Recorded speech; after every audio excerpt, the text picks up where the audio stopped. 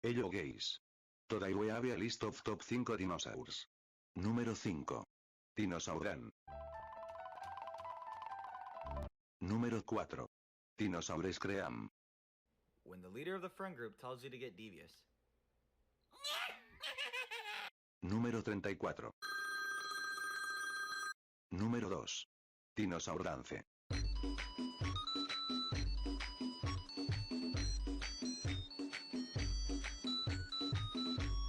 Honorable mención. Número 1. Dinosaur Sing.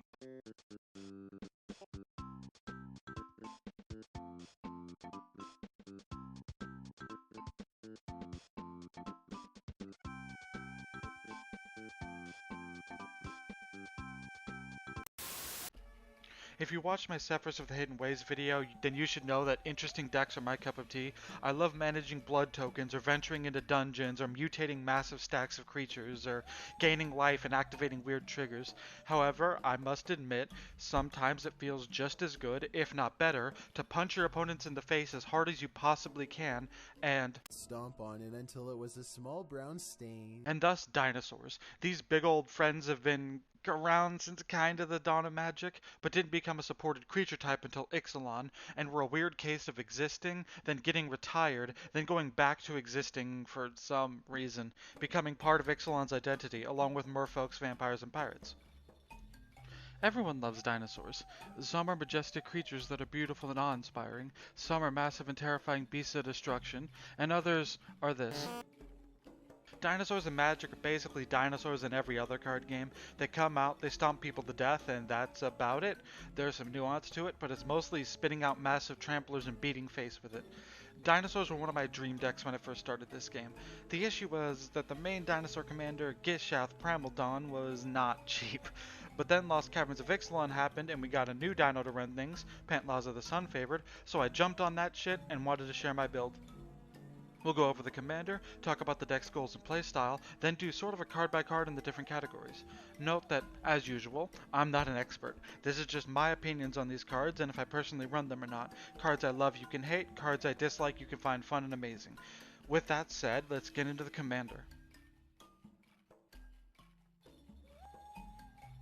Pantlaza's Sun Favorite is a 4/4 legendary dinosaur that costs 2 in Naya and reads, when this or another dinosaur enters under your control, you may discover X where X is its toughness. This ability triggers only once each turn. I guess to explain Discover, in case some of you don't know, you exile cards from the top of your deck until you reveal a non-land card that costs X or less, then you can either cast it for free or add it to your hand and put the rest at the bottom of your library. It's supposed to be a fixed version of Cascade, a mechanic from Alara Reborn, but it kind of ended up not being that, arguably, since it's even more broken in a lot of ways. Being able to add it to your hand instead of solely relying on the luck of it is kind of bonkers. I get that they changed it to be a fixed number per card, thus letting you not abuse it as much, and made it add to hand to get rid of the feels bad moment of hitting a card that does nothing at the moment, but it's still kinda crazy. Anyways, Pantlaza is a great card. It's very simple, but can lead to a lot of fun things. The fact that it counts itself is nice, as you'll almost always get at least one Discover 4. It also encourages you to run smaller dinosaurs too. If you play a dino with 1 toughness, you're going to get the next spell in your deck that costs 1 or less, which is Soul Ring a lot of the time, ramping you further. There's also just a certain kind of fun to discover. Your hand on the deck while you and your opponents wait for the first spell to be revealed, knowing it could be a game changer. It can lead to some explosive turns, while also letting you whiff sometimes, so it's not always an instant victory. There's always that chance that you reveal a ramp spell when you don't need it, or a fight spell when your opponents don't have things big enough for it to matter, but there's also the chance of casting a massive trampler for free. It's a blast. I kinda wish Pantlaza has a keyword like trample or something, but it's still a great card that can lead to a load of different cards that suck in other decks being good here, which is always a good thing in my opinion. It's just a great gambling moment, I guess. I know there's always going to be that moment of Let's go gambling! Aw, dang it. Aw, dang it. Aw, dang it. but the general good feeling of hitting that 8/8 or a massive spell is always worth it. There's also the fact that it is a once per turn, but you can blink it or revive it to reset the ability, which is why there's going to be some blink spells in here. I'm going to be honest with you, this may be the simplest deck we ever cover on this channel. Straphon and Sephiroth had a lot of different aspects to them. Sephiroth had aristocrat synergies, venturing, initiative, death triggers. Straphon had token generation, cool vampires, artifact synergies. Pantlaza is honestly hard to talk about since 99% of the deck is put whatever dinosaurs you like in here, but I still feel like I want to talk about the deck and help others build the deck, so I guess that's what we're going to do anyways. The deck is clearly going to be Dinosaur Typal, stuff that cares about big creatures, some cool big dinosaurs to discover in, and rampant reduction of mana cost as the core aspects. This time the categories are going to be more broad since, more than usual, these cards hit multiple categories 99% of the time. So we'll cover rampant cost reduction, Cascade and Discover Matters, some Typal stuff, some stuff that cares about big creatures, and some other categories. So, oddly enough, we're going to start with the rampant cost reductions, partially because it's such an important part of the deck. You're going to rot with 5 or 6 plus mana value creatures in your hand, and you don't want that to happen, so we're going to need a lot of ramp and a lot of mana reduction. Zocan Seer is an alright mana dork, but it costing 3 mana, including 2 different colors, would normally be an issue. Thankfully, its alright stats of being a 2-3 while also having an okay recovery ability puts it into the good territory in my opinion. The recovery has come in handy a lot, especially because white can usually only recover smaller creatures. Fanatic of Ronas is a great mana dork. The fact that it's a 4 toughness drop turn 2 is good enough, since the deck is kinda slow at times due to your massive dinosaurs. But add on to the fact that it's a mana dork that taps for 4 mana if you have one of your big dinos out, and you can cast a copy token of it from your graveyard. Puts it over the edge in my opinion. It is $7 or $8, which is normally out of my budget, but I got lucky enough to pull one, so it's in here. If you're on more of a budget, there'll be more mana dorks later in the video you can run, so don't worry about it. Hulking Raptor seems like too much mana for a mana producer, which it kind of is, but it's helped me out more than you think. There have been a lot of times where the 2 extra mana has turned an okay turn into me popping off, and it having ward helps make sure you're almost always going to get the little mana boost. It adding 2 green specifically can sometimes not be ideal, but the little boost and it being a decent attacker in a pinch makes it worth running in my opinion. Intrepid Paleontologist is an okay mana dork that can exile cards from your opponent's graves in a pinch, which doesn't even require tapping them. There have been times where my opponent just happened to be playing a dino or two and I got to steal them. I wouldn't revive any of my dinosaurs, of course, because of the goddamn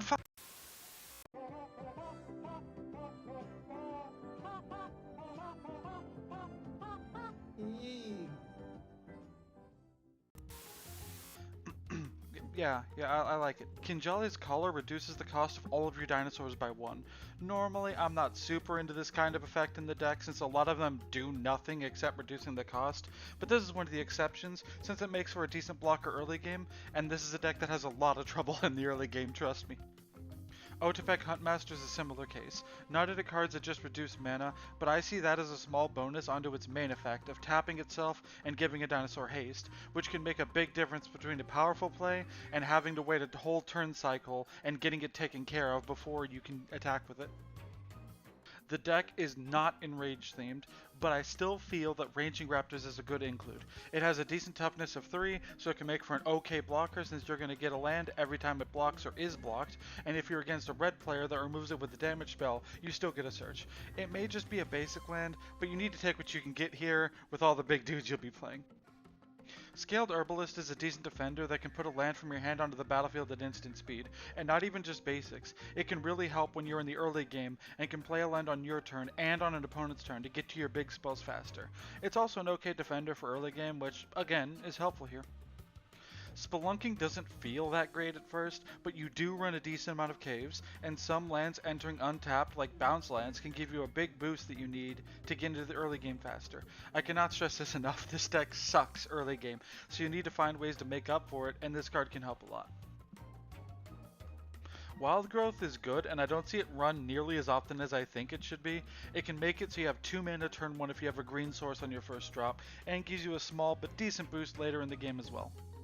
After that, it's kind of the basic stuff. I run Kodama's Reach, I run Cultivate, I run Farseek. I also run Glimpse the Core since it can get a forest, but can also return a cave to your field instead.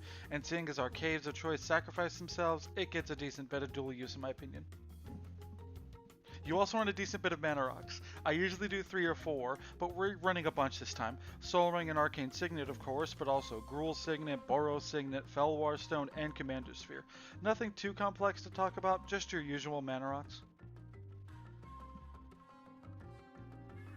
As for ones that I don't run but can recommend, Topiary Stomper can't attack or block in the early game, but it's still a 4/4 with Vigilance that's decently cheap mana-wise, and is a basic land search as an ETB. Ixali's Lorekeeper is okay. It's a 1-mana dork that adds a mana of any color, but only for dinosaurs. It's not the best, but I ran it before I got Ronos. Drover of the Mighty is a decent mana dork that becomes a 3/3 if you have a dinosaur out. It's not amazing or anything, but it's okay enough to not be a terrible option. Thunderherd Migration's alright, if you feel like you need another ramp spell. It's kinda just rampant growth 99% of the time though. There's a lot of ramp spells you can add, Mana Rocks, Mana Dorks, and I can't sit here all day and recommend every single Mana Dork and Mana Rock, so add whatever Mana Dork and Mana Rock you like, personally. Let's move on to the next category then.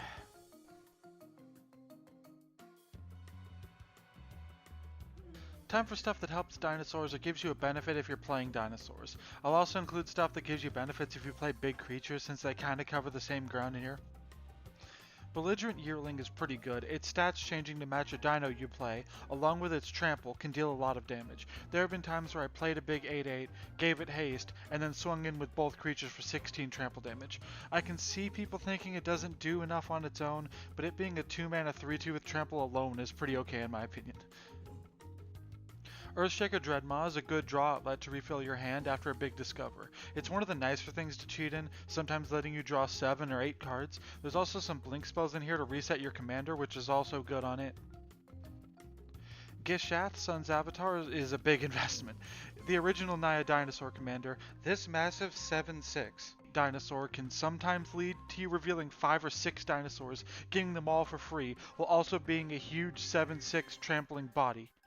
But sometimes you reveal 7 lands and sorceries and you wasted it. Sometimes this gets taken out the second it hits the board and you wasted 8 mana. Sometimes you make a deal with someone to let you hit them for a truce later and you whiff and wasted your politics. It's a very risky card and a very big investment. You won't discover 8 or more very often, and there's not a lot of full-on revival that can work with him, but it's still a fun card to play as long as you understand the risks of it. Huatli, Poet of Unity, ramps you when it enters, which is just kind of okay. However, for 5 mana, you can turn it into a saga that is really good in my opinion. Putting out 2 decent tokens is pretty good. Turning all your creatures into mana dorks can help in a pinch. Searching a dinosaur is obviously good, and the final ability can lead to an amazing finisher, making all of your dinosaurs smack for double damage with trample. It's just a really good card. I totally get thinking 5 mana is a bit much for this effect over the course of 4 turns, but I think it's just good in general and I really like it. So next up is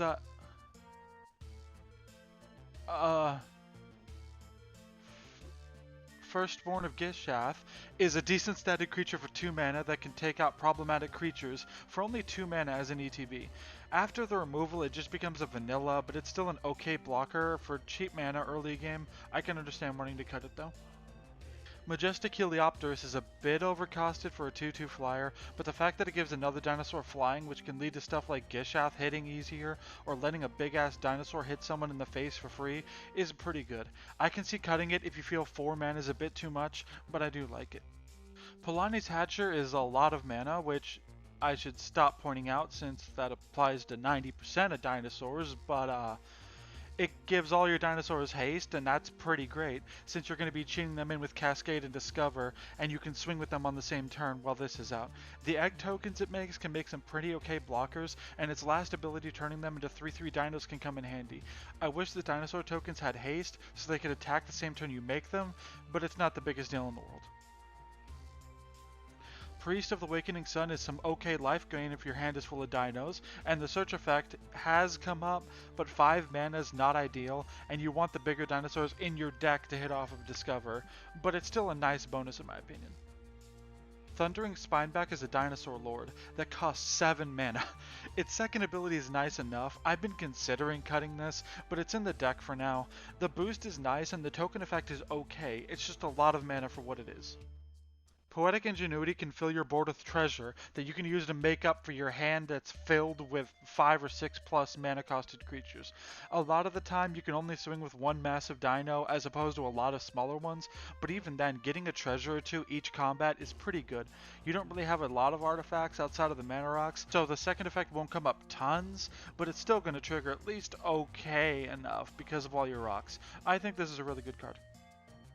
Commune with Dinosaurs is a pretty odd search spell since it only searches the top 5, but for 1 mana, and the fact that it lets you get a land if you want, makes it pretty good.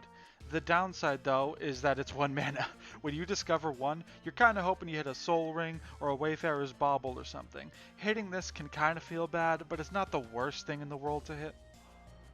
The big Mana Matters cards are all kind of the same in this case. Colossal Majesty, Return of the Wild Speaker, Rishkar's Expertise, and Shamanic Revelation all let you draw cards for having big creatures out, and refill your hand when you're in desperation for a spell that you can cast to save your hand from bricks. They're all pretty good, and I recommend running at least some of them.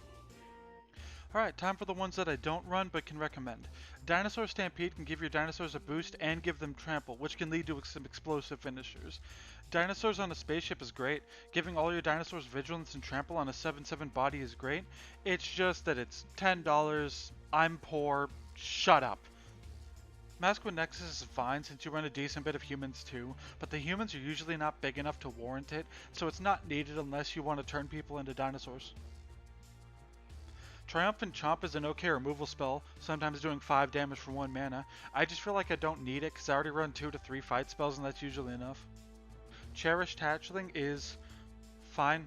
You don't kill your own creatures, your opponents aren't going to use a removal spell on it, so at most it lets you use Dinosaurs of Flash after combat on your opponent's turn. Makes them all a fight spell, but since your dinosaurs usually cost a bit of mana, you can only really play small dinos. Admittedly, when you do, you're going to discover if you have Pantlaza out, and if that's a dino, you also get a fight, but I feel it's too situational for my taste, personally. Curious Altosaur is a good draw engine, but it's $6 and I can't afford it. Run it if you want, and can afford it. Forerunner of the Empire lets you stack your deck for an okay discover or hit it off of Gishath. I just don't like it being 4 mana, personally. Dino DNA Is okay. You can exile your opponent's graveyard and it can make a decent dino token of what you exile, but it being 6 mana is a bit much when you'd rather put out a big dino. It's still a good card, and if it wasn't $10, I'd consider running it. Okay, there's a ton of these, so we'll stop there and move on to the next category. As usual for this category in Typal decks, this is the most objective category. There's a lot of dinosaurs, big and small. These are just some of the ones that I personally run. Bronzebeak Forges is pretty good removal, exiling something on each opponent's field and letting you put them in a graveyard while offering decent life gain. It's really good and I recommend it 100%. Pugnacious Hammerskull is a pretty good creature. You're almost always going to have another dinosaur out, so the stun counters won't come up often at all, and even if you don't have another dinosaur out, it only puts a counter on it when it attacks, so you still get a 6 toughness defender, as well as a cheap creature that gets you a big discover trigger with Pantlaza out. Rampaging Brontodon is a 7/7 trampler that gets bigger whenever it attacks, and most times this dude is a 14/14 trampler, which obviously can close games. It being 7 mana makes it a kind of hard to get off discover since, from my experience, 6 is usually the cap on it most times, but it's still a pretty great card for one big smash to close the game. Raptor Companion is possibly the only vanilla I'll ever talk about on this channel. It's just a basic 2 mana 3/1. Doesn't do anything at all. It's in here because it's a cheap dino with 1 toughness. If you play this with Pantlaza, you're going to get the next spell in your deck that costs 1 or less. In my case, the only targets being Soul Ring and Communing with Dinosaurs, as well as Wild Growth, which can help a lot. There's some other dinosaurs that are arguably better if you prefer, but we'll get to those later. Raptor Hatchling is basically in here for a similar reason than Raptor Companion, but in this case, it has the added benefit of giving you a pretty okay token when it takes damage, which is nice. It's pretty much always going to die when it takes damage, so it's a one-off thing, but it's still a good effect. It also triggers to Discover 1, arguably the best Discover number because of Soul Ring. Scytheclaw Raptor is a decent deterrent from your opponent's counterplay. It can make people weary on using removal or counterspells on your turn, but note that it also affects you, so if you run some instant fight spells or whatever, be careful with it. It can also deter all counterplay, meaning if it's Person B's turn, Person C might not want to counter their stuff since they'll take some damage from it. Sunfrill Imitator can become a copy of any dinosaur you have out, which can lead to some fun effect doubling. It also stays as a copy until it attacks next, and only if you want it to. It's a cool and varied card that I like a lot. It leads to a lot of fun interactions. Thrashing Brontodon is decent removal, able to destroy any artifact or enchantment, while also being a pretty good blocker and a cheap enough dinosaur with big enough toughness to make Discover worthwhile. I'd recommend it, but can see you cutting it if you have enough enchantment and artifact removal without it. Wakening Sun's avatar is a blowout removal spell as a creature, keeping your field mostly intact while your opponent's board gets wiped. But if you get it with Discover or Cascade, it does not trigger, so I could see it being too costly with too little ways to cheat it in anyway. So I could 100% understand cutting it. I just like the blowout aspect of it all. A lot of dinosaurs in here are in other categories, so that's all the dinosaurs I run that are just dinosaurs, I guess. For some ones that you can run that I don't, Ridgetop Raptor's a 1 toughness dinosaur with double strike, but it costs 2 more mana than Raptor Companion, so I'm not as into it. Terran Ghost's dinosaur, trust me, that's possibly the best option for 1 toughness dinosaur to discover with, since it has flying, but I feel like a 1/1 flyer isn't such a big upgrade for 1 mana when you usually use Raptor's Companion as a blocker and not an attacker. The second ability will most likely never come up, but I guess it could theoretically. Run it if you want to. Nest Robber's okay if you want an early game swinger. Quake Strider Ceratops is a massive 12/8 vanilla. There's not much to it other than that. It's one of the ways to hit a Discover 8 in the deck, and 6 mana isn't too bad. Haven't tried it myself since it's too new, but I am considering it. Zakama Primal Calamity is a massive 9/9 beast with a multitude of great effects that also untaps all of your lands when it comes out. I tried it for a bit, but the 9 mana was always a bit too much for me, and you're never going to hit it with Discover or Cascade, so you just kind of have to hard cast this motherfucker. Register Alpha is good, gives all your dinos haste, makes a token. I just haven't gotten around to buying it yet personally. Curious Altosaur is an alright draw outlet. Again, you're not going to attack with multiple dinos a lot in my experience, and more so attack with 1 and keep the rest as blockers, but it can get you a minimum of a drop per turn if you have a Trampler out. Wayward Swordtooth gets you another land drop each turn, which can help a lot, and is a cheap 5/5 to get a Discover 5. I just don't want to pay $5 or $6 on it. Psionic Calamity can get out of hand fast, and the tokens do ETB, so they do trigger Pantlaza, plus the great removal effect is nice too. Apex Altosaur is one of the ways to get a Discover 10, and its ability is a bit weird, basically getting into a fight with every creature you don't control, which usually leads to it dying the second it's cast, but also taking out a bunch of smaller creatures with it. I like it, it's just out of my budget. I don't think Kinjali Sunweek is fun. If you do, go ahead. Don't judge me if you get judged and hated on for it. Zatop a bit of a meme, but it can be fun to cheat in. Not much to say, this is just one of the few decks where it's actually a good card. I think you should run it. I mean, there's no other card in the game that's flapping, double slapping, no napping, scrapping, unflappable! Galta Primal Hunger is a card I want to add, I just haven't yet. It can end up being a 2 mana 12/12 easy, which is great with Pantlaza. It just got a reprint, so it's really cheap now. Once I buy more cards, I will find room for it. Other Galta is great too, I just don't want to spend 20 bucks on it. Vaultborn Tyrant is also good, I don't want to pay 30 bucks for it. Okay, that's some of the dinos. There's ones I didn't even mention though. Again, there's a lot of dinosaurs, so dig for some cool ones that you want to add, you know? Annoyed Altosaur is a good card. Reach can help you with flyers, obviously, and it's always fun casting this and getting a Cascade and a Discover trigger from Pantlaza, which can turn a tiny board of 2 creatures into a massive one with 4 or 5, if you hit the right stuff. Just remember, Cascade is different from Discover. You either cast it, or you keep it in exile forever. Just keep that in mind. Dinosaur Egg is a dinosaur egg. It's a decent defender that gets bigger whenever you play a creature bigger than it, and if your opponent gets rid of it, you get a Discover trigger to replace it. It's one of the few ways to get a Discover 8 or higher, I want to say, and again, it makes for an okay defender early game, especially since if you play a creature at all, it becomes a 1/4. Geological Appraiser is fine. It's an ETB Discover 3, which can get your board started. It's not the best card since it's not a dino, but I like it enough and it's helped me enough to warrant running for me, but I'm thinking about cutting it, honestly. Curator of Sun's Creation doubles your first Discover trigger each turn, which is obviously good. 99% of the time, anything that doubles an effect for you is instantly worth running in any deck, and this is no different. Atali is neither Cascade nor Discover, but come on, this is close enough, damn it. Atali is Atali. It's a good card 99% of people know and love, and for good reason. It's easy to cheat in here, it has a big body, and it's balanced by its lack of haste. And it getting the top card of everyone's deck for free is fun, and adds a lot of suspense as to what they could be, as well as a lot of variety. It's exciting, it's fun, it's fair, what's not to love? Throes of Chaos is a card I was iffy on until my partner played the deck and had an overload of mana due to all the dorks and rocks and ramp spell, then just played this like 2 or 3 times in one turn and their board was instantly filled. I just really like it. Even if you just use it as a 4-mana Cascade, it's pretty okay, but the fact that you can discard a land to do it again in a pinch as many times as you want makes it really good in my opinion. The hitting lands are the caves that I run that I mentioned before. They're all basically the same card, a land that enters tapped, taps for its color, and lets you discover 4 for 5 mana and sacrificing it. They're just good cards in general. They're caves, so it opens you to some more Cave Matters cards if you want. They have an okay discover number, and they can help you get a decent comeback if you're behind. All just pretty good cards. Monstrous Vortex is a newer card that's pretty damn good. It turns all your dinosaurs into another discover trigger and stacks with Pantlaza, giving you 2 of them if the big creature is just a dino. It's just a great card in general, not much else to say. As for ones you can run that I don't, Brass's Tunnel Grinder is a card that I want to run, but creatures honestly die so little in this deck that every time I played it, it just stayed there for ages because my creatures don't really die. The small ones are good blockers that deter attacks. The bigger ones are too big to die in combat a lot. You don't really have any sack outlets or anything. There's no real mill. There's no real discard. Your opponents aren't going to use removal on your turn specifically. And even if they use a board wipe on your turn or you use one, you only get 1 counter since it only counts as descending in that turn at all. It just doesn't go off in the deck. That being said, if you can get it off and transform it, the land it gives you is an amazing one, turning every spell you cast with it into a discover trigger.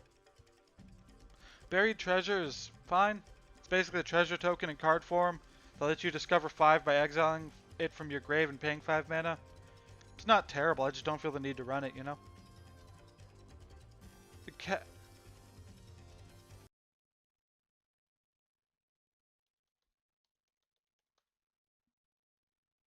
Caparock T. Sunborn is fine, but you don't really run a lot of artifacts and don't usually want to tap down your creatures since a lot of them make decent defenders. I could see people wanting to run it, and I'm considering it myself. I just haven't found what I want to remove for it yet. Chimley the Inner Sun is great. It's just 24 bucks, so, you know. Contest of Claws is a great card. I just haven't wanted to pay 2 to 3 bucks for it since I have similar cards in here that aren't that much worse, you know. One day I'll grab it, I'm sure. Quintarius Khand is a great Planeswalker. I just don't like Planeswalkers that much and haven't found room for them yet. Hit the Motherlode is a win more card, but it's so fucking fun most of the time. I just don't have room for it. Apex Devastator shows us a massive fact about Magic the Gathering and a huge aspect of our reality that I don't think a single creature on this planet or any other for that matter can possibly deny. A universal truth of sorts, something that no matter who you are, where you're from, or what your background is, you know it's the truth. Cascade multiple times on one card is one of the most satisfying and fun things in Magic. Anyways, it's a good card. Without Maskwood Nexus, it's not a dinosaur, so it will not trigger Pantlaza and doesn't work with a lot of your dino support, but it's still a really fun card and I can totally see running it. Bigger on the inside is great, I just don't like mixing Universes Beyond cards within Universe cards, if that makes sense. Wild Mage Sorcerer is great in here, and gives the first spell you do each turn Cascade. I also wanted my Prosper deck, and it leads to similar plays, and I got tired of it, so I removed it. Okay, now that that's all done, I guess all that's left is good stuff, so let's start with the good stuff. Pantlaza is once per turn, but it's per copy, so if you blink it, it does reset. Because of that, we're running Cloud Shift and Touch the Spirit Realm. Cloud Shift is just a basic blink spell, not much to say. Spirit Realm is a nice dual use card. You can discard it to draw a card and blink a creature. It returns at the end step, which isn't ideal, but Pantlaza does trigger itself, and it helps it dodge removal decently well. The first effect is also nice in a pinch, exiling a problem card until someone has enchantment removal. I like it. There's a bunch more blink spells you can run if you want to as well. Other blink spells include Another Round, which can blink all of your creatures multiple times, and if you sink enough mana into it, you can discover a lot of fucking times in a turn, dude. Conjurer's Closet can give you an extra Pantlaza trigger each turn if you blink it. I just don't like it being 5 mana, and I don't want to pay 10 bucks for it. Ephemerate is also good. I just don't want to pay 3 to 5 bucks for it personally. There's a lot of others, but those are just a few you can grab if you want to. We actually have a decent bit of removal as well. Disenchant can take care of problem artifacts and enchantments, Generous Gift can destroy any permanent, and Path to Exile. Why am I even explaining these? Like, every white deck runs these. The more Dino Vibe ones you run are Fight and Bite spells. Savage Stomp costs 1 mana most of the time, makes your dinos bigger, then fights another creature. Most of the time your creature's going to win the fight, since you're going to have 4 to 5 toughness. Horrific Assault is also basically a removal spell 99% of the time for the same reason. even if the Eldrazi effect doesn't ever come up. Our Stair command is our board wipe of choice. It costs a lot, but I love the multi-purpose of it as a whole, especially since you can destroy all of your opponent's chump blockers while keeping your massive creature safe. Lifecrafter's Bestiary is not the best card out there, but the Scry can help you discover and Cascade triggers, and the extra draw is usually a nice bonus if you have leftover mana when you play a creature. It also works if you cast the creature off Cascade or Discover, which is nice. If a board wipe happens, or especially if Pantlaza gets removed too many times, you're kind of fucked, so in order to prevent this from happening,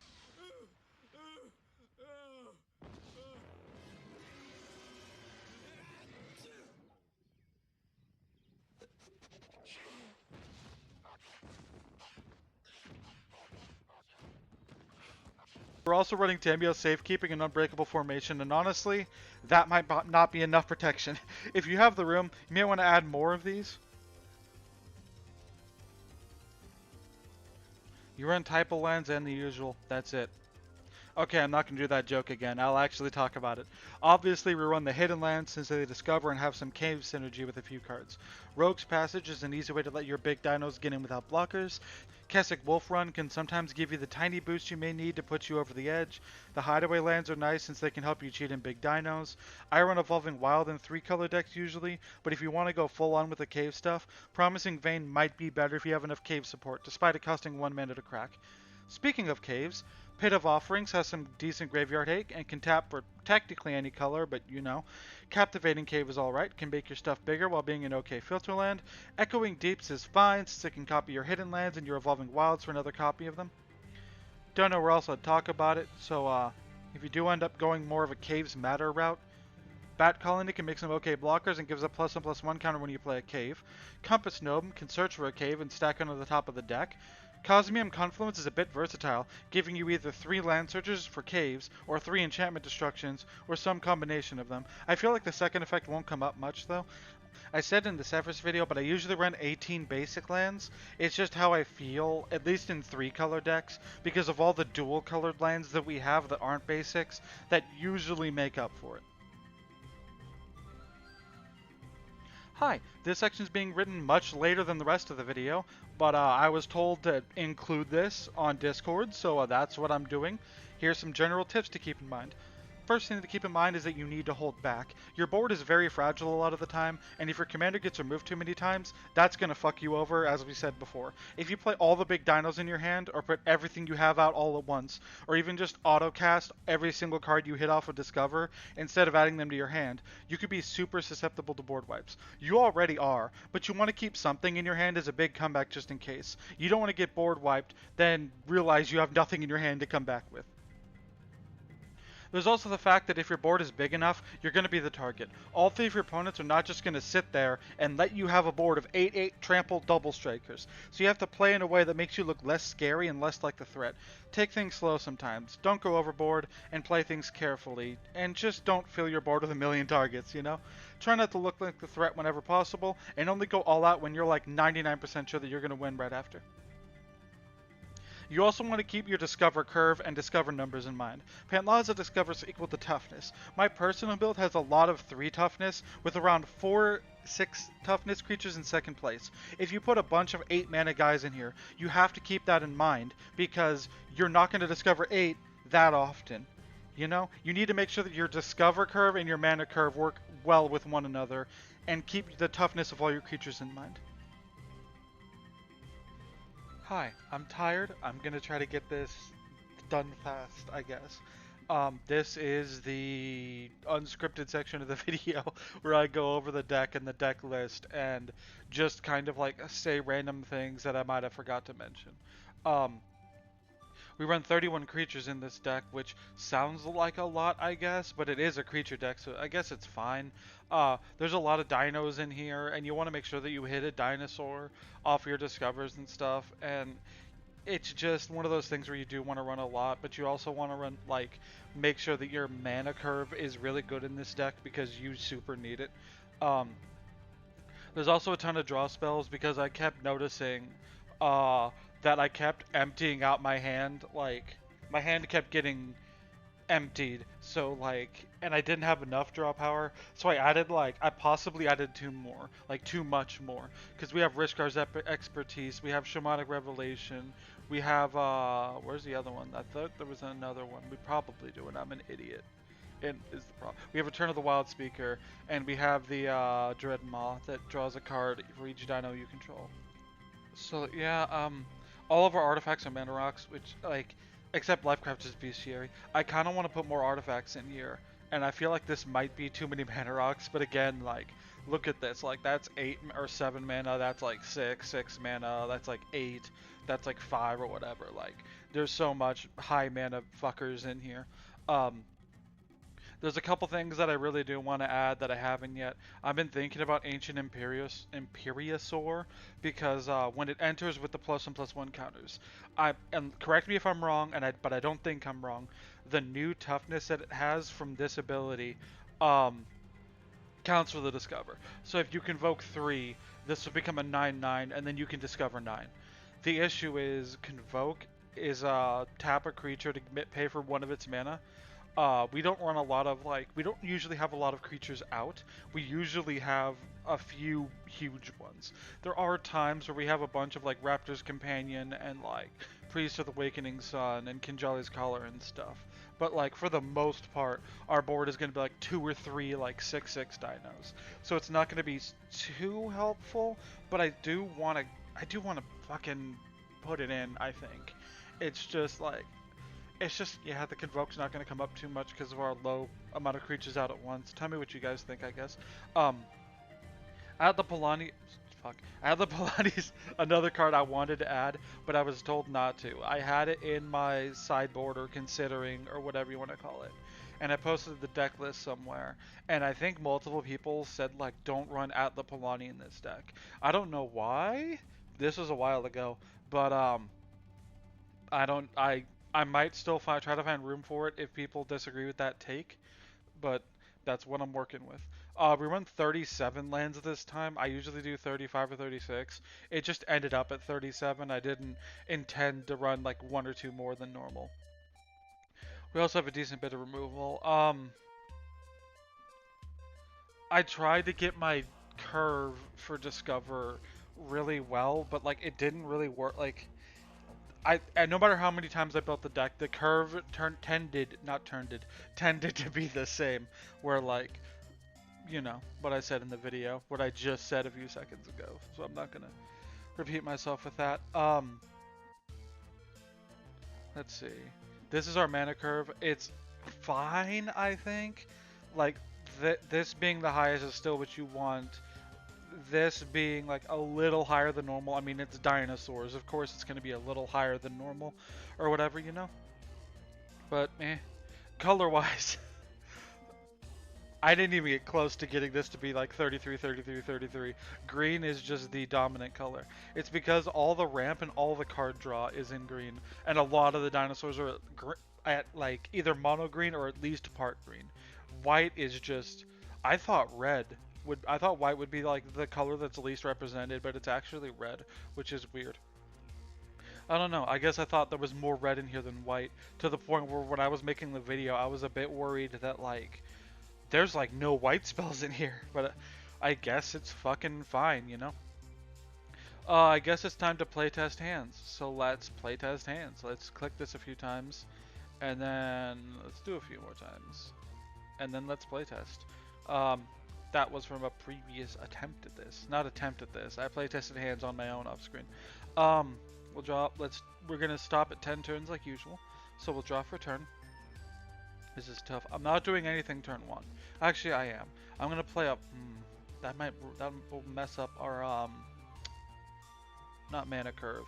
Our fucking. We'll have to discard for at the end of turn if I do that.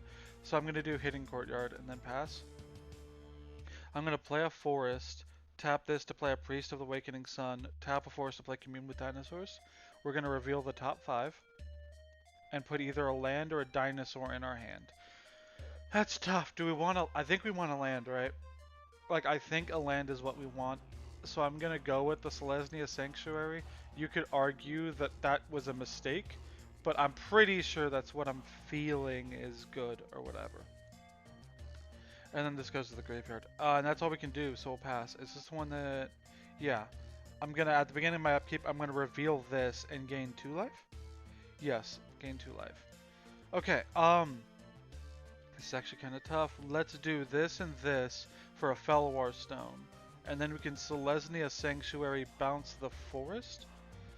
The issue is we don't have a ton of mana right now, but I guess that's fine. So I guess we'll keep it like that. We're about halfway done with our thing, that's the problem. Let's do a forest, and then 2, 3, 4, 5. We're gonna go with Pantlaza. We'll discover 4 because that's its toughness. So the next spell that costs 4 or less.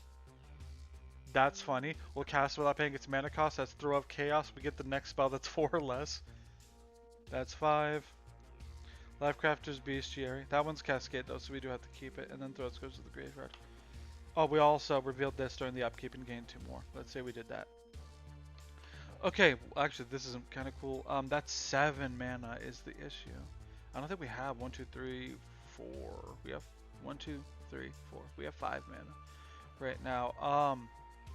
Oh, at the beginning of our upkeep we'll scry once. We'll keep this Cloud Shift in our hand, on top, and then draw it.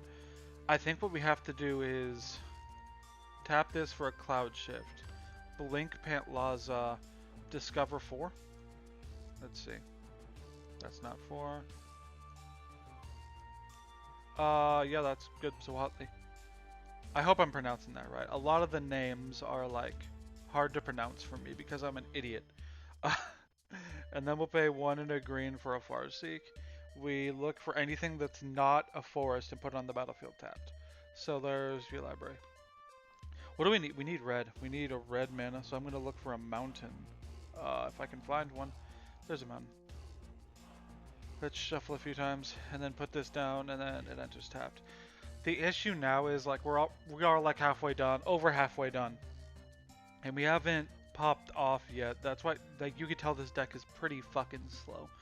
So I want to do 2 green green or 5 green green, excuse me. So 1, 2, 3, 4, 5. Let's say this green green and then 1, 2, 3, 1, 2, 3, 4, 5. We'll put out Thundering Spineback and then discover 5, and all of our dudes are big. So sure, Colossal Majesty, we get an extra draw per turn. Yeah, this turn's 7. And then we don't have a dinosaur. Let's say we reveal Thundering Spineback this turn, and you know. At the beginning of our upkeep, we're going to scry 1. We're going to put this at the bottom because I think we're good on lands for now. I think. And then we're going to draw for turn. That's actually pretty good. We also get to draw an extra because we have a thing with Power 4 greater. We're going to put down a forest. And then we're going to do 1, 2, green. 1, 2, green, green. You know. And then we'll do him. And then discover 3. So next spell that costs 3 or less.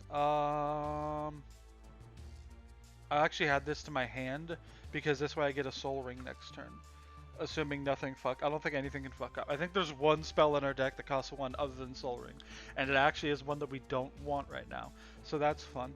I'm actually going to add a token and say it's an experience token. Because this. It adds 2 green mana in our pre-combat main phase. So we're going to have 2 extra mana each turn. Draw.